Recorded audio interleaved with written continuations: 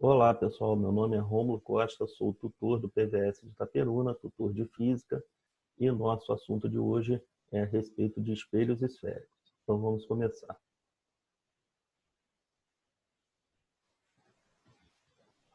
Nosso assunto, espelho esférico, corresponde ao nono capítulo, a segunda parte do nono capítulo da nossa apostila de módulo 2, ok? Então, começaremos assim.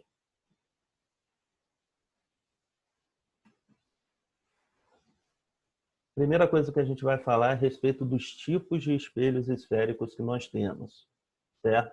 Nós temos dois tipos. Um espelho que a gente chama de espelho côncavo, onde a superfície refletora está na parte interna do espelho. E o outro que a gente chama de espelho convexo, onde a superfície refletora está na parte interna do espelho.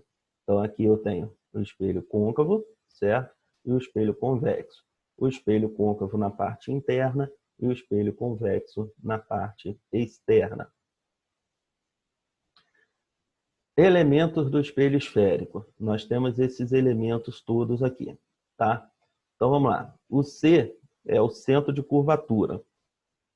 Como o espelho é esférico, a gente entende que ele surgiu de uma superfície que é uma superfície esférica, uma esfera. Então o centro dessa esfera seria o nosso centro de curvatura do espelho.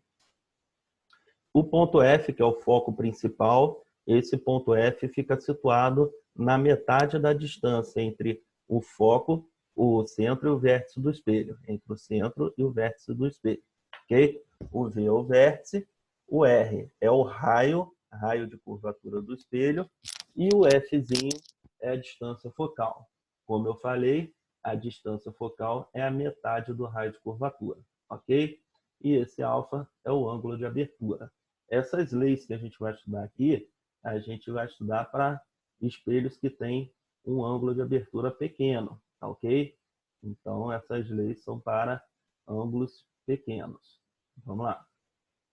Vamos ver os raios notáveis que a gente tem para formação de imagens em espelhos esféricos.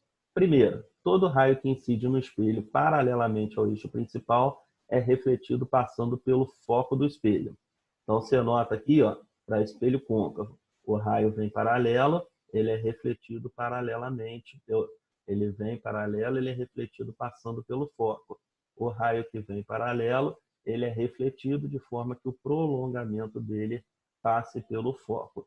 Essas situações de prolongamento a gente vai ter quando a gente estiver trabalhando com espelho convexo, tá ok?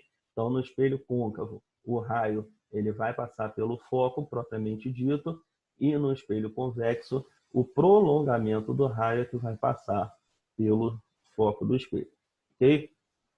Segundo raio notável, diz o seguinte: todo raio luminoso que incide no vértice do espelho é refletido com o mesmo ângulo em relação ao eixo principal do espelho. Então, o raio que incide no vértice é refletido com o mesmo ângulo, ok? Então, aqui a gente tem o ângulo I igual ao ângulo R. E no espelho convexo, a mesma situação, ângulo I igual ao ângulo R. Terceiro raio notável. Todo raio que incide no espelho passando pelo centro de curvatura é refletido sobre si mesmo. Então, o raio que passou pelo centro de curvatura do espelho vai ser refletido sobre ele mesmo, ok? No espelho convexo, o raio, quando ele incide na direção do centro de curvatura, de forma que o seu prolongamento, né, passe pelo centro do espelho, é refletido de volta sobre ele mesmo, ok? Então, vamos lá. Formação de imagens. Para espelhos convexos, a gente tem uma situação só para o objeto situado em qualquer posição. A imagem sempre será virtual, direita e menor que o objeto. Olha a construção aqui, ó. Todo raio que vai paralelo reflete passando pelo foco. Todo raio que vai no vértice reflete com o mesmo ângulo. Quando eu faço os prolongamentos desses raios, esse ponto de encontro aqui vai determinar a posição na imagem. Então, a gente pode ver que a imagem é uma imagem direita, certo? É uma imagem direita, porque está de cabeça para cima em relação ao objeto. Virtual, porque está dentro do espelho.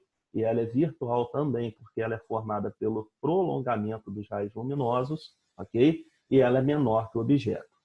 Guarda isso. Toda imagem virtual, obrigatoriamente, é direita. E toda imagem real, obrigatoriamente, invertida, tá? Toda vez que você tiver a imagem sendo formada pelo prolongamento dos raios luminosos, significa dizer que você tem uma imagem virtual. Beleza? Vamos na sequência. Formações de imagens agora em espelhos côncavos. Primeira situação. Objeto situado atrás do centro de curvatura do espelho. Então, atrás do centro de curvatura. Vamos lá. Todo raio que incide paralelamente ao espelho reflete passando pelo foco. Todo raio que incide no foco reflete paralelamente, ok? Então, aqui, ó, onde eu tenho o cruzamento, eu tenho a formação de imagem. Então, beleza. Aqui eu vou ter, ó, a imagem ela é real. Por que ela é real? Porque ela foi formada pelo cruzamento de raios luminosos propriamente dito, invertida e menor que o objeto. Ok? Segunda situação, espelho côncavo, tá? O objeto situado sobre o centro de curvatura do espelho. A imagem, ela vai ser real, invertida e do mesmo tamanho. Se a gente fizer a construção, ó, todo raio que vai paralelo reflete no foco, todo raio que vai no foco, ele reflete paralelamente. No encontro aqui, a formação de imagem. Então, a gente nota que a imagem tem o mesmo tamanho do objeto e ela está invertida, ela está de cabeça para baixo. Isso caracteriza uma imagem real. Ok? Beleza. Na terceira situação, a gente tem o objeto situado entre o centro de curvatura e o foco do espelho. Então, entre o centro de curvatura e o foco, a gente tem uma imagem real, invertida e maior que o objeto. Se a gente for olhar, ó, pelos raios notáveis, todo raio que incide paralelamente reflete passando pelo foco. Incidiu no foco, reflete paralelamente. Aqui no encontro, a gente tem a formação de imagem. Então, a gente tem, ó, o objeto para cima, a imagem de cabeça para baixo. Então, é uma imagem invertida. Toda imagem invertida é real. E a gente olha aqui os tamanhos, a gente percebe que a imagem é maior do que o objeto. Quarta situação, objeto situado sobre o foco do espelho. A gente diz que a gente tem uma imagem imprópria. Por quê? Porque os raios luminosos não se cruzam, eles são paralelos. Os raios não se cruzam e nem os prolongamentos vão se cruzar, uma vez que eles são paralelos. Então, a gente tem aqui, ó, esses raios paralelos e os prolongamentos também paralelos. Beleza? Espelho côncavo, quinta e última situação. Objeto situado entre o foco e o vértice do espelho. Eu tenho uma imagem virtual direita e maior que o objeto.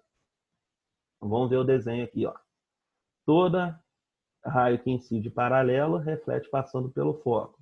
Todo raio que incide no vértice reflete com o mesmo ângulo.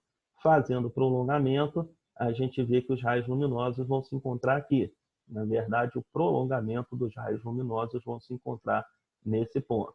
Então, já que a gente tem um encontro dos prolongamentos, a gente tem uma imagem virtual, toda a imagem virtual é direita, e nesse caso aqui é maior que o objeto. Então, a gente só tem duas situações de imagens virtuais, ok? A primeira situação é para espelho convexo, em que a imagem virtual sempre vai ser direita e menor que o objeto. E a segunda situação para espelho côncavo, em que a imagem vai ser sempre virtual, direita e maior que o objeto, desde que o objeto esteja situado entre o foco e o vértice do espelho. Ok? Vamos lá. Estudo analítico disso daí. A gente usa a chamada lei de Gauss. Então, a lei de Gauss é 1 sobre F igual a 1 sobre P mais 1 sobre P', onde o F é o foco do espelho, o P é a distância do objeto ao vértice do espelho e o P' a distância da imagem ao vértice do espelho. Aumento linear transversal determina se a imagem sofre alguma variação nas suas dimensões em relação às dimensões do objeto. Ok? Se o A for igual a 1, a imagem é do mesmo tamanho que o objeto. Se o A for menor que 1, a imagem é menor que o objeto. E se o A for maior que 1, a imagem é maior do que o objeto. Certinho? Vamos para alguns exemplos. O primeiro exemplo está assim. Um espelho esférico conjuga uma imagem virtual, direita e reduzida de um objeto real. Em relação a esse espelho e a posição do objeto da imagem, assinale a alternativa correta. Então, primeira alternativa. Trata-se de um espelho côncavo? Não. Por quê? Porque espelho côncavo, ele só fornece imagem virtual, direita e maior que o objeto. E aqui está dizendo que a imagem é uma imagem reduzida. Então, não é um espelho côncavo, é um espelho convexo. Sendo assim, a gente já elimina a primeira, a segunda e a terceira opção.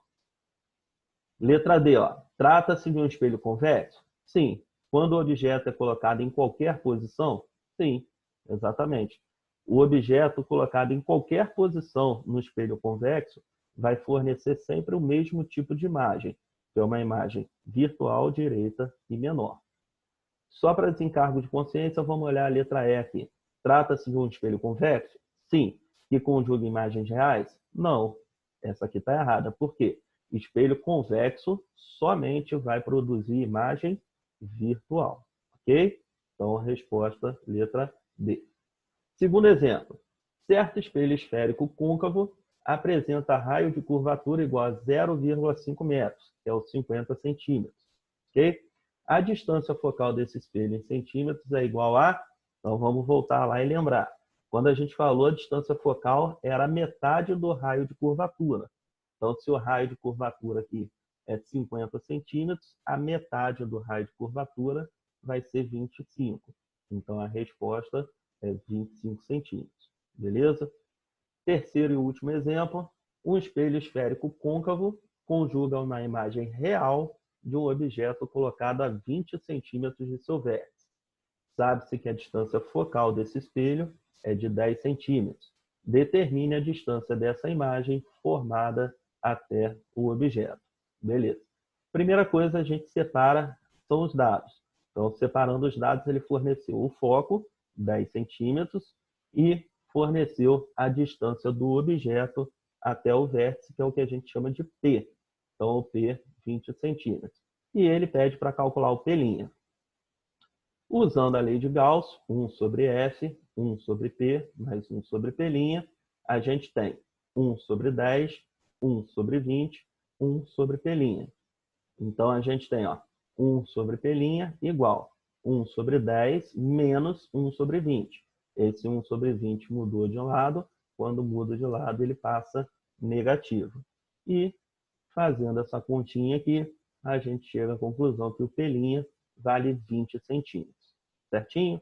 Isso daí a gente também conseguiria determinar sem fazer cálculo nenhum, somente com aqueles conceitos. Por quê? Se a distância focal é 10 centímetros, o raio de curvatura é 20. Ok? Ou seja, o centro de curvatura do espelho está a 20 centímetros do vértice. Então, se o objeto foi colocado a 20 centímetros, certo? A gente sabe que a imagem vai ser real invertido do mesmo tamanho. E a gente sabe que ela vai estar exatamente na mesma posição do objeto. Tá bom? Então é isso aí, pessoal. Um grande abraço a todos. Fiquem com Deus e até a próxima.